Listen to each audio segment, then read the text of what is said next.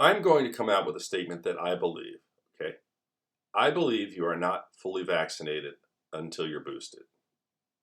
Now, much of the world understands that, but we're struggling with it here in the United States. Hi, I'm Dr. Brian McDonough. What I do is I look at statistics and what's happened. Right now, you can look at a place like the United Kingdom, and you can see that Omicron's kind of on its way down. But what you look at is the deaths that occurred in the hospital were, by and large, significantly those not vaccinated. Or it was people who had pre-existing conditions who were not boosted. In other words, they had some vaccine, but it wasn't enough to provide that extra support. So it's clear we need to get boosters out there and encourage it. So where are we making the mistake? Well, if I analyze it, what we're trying to do, and I think I understand why, is to get as many people as possible their first dose so we can say, 90% of our country has gotten the vaccine. Well, the reality is what looks good on paper versus what works.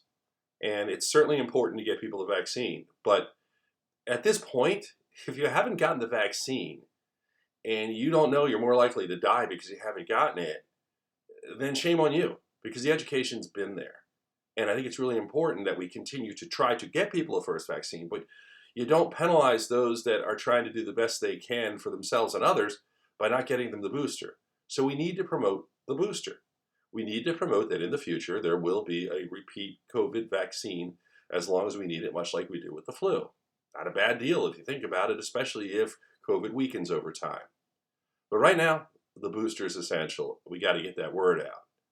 The other issue, which I think is really important, at least to address, is the concept, the theory of why have I given up on the first dose? I haven't. What I'm saying, though, is from years of practice, I go into the office, I have told people not to smoke, not to drink, to wear bike helmets, to wear a helmet on a motorcycle, make sure, any number of things you do for your health. Some people buy into some of it, all of it. Some people buy into none of it. I've always accepted what I can do, and I try to come up with creative ways to present information. But at a certain point, the vaccines are available for everyone in the United States, and they're free. The education's out there, and it's readily available. Misinformation's out there like there is with everything. It's readily available. And it's a free country, and people make decisions. And if they make a decision to not do it, yes, it's had an impact on all of us. We're still under the wrath of COVID because we didn't get enough buy-in. But I could talk to you for hours about why that happened.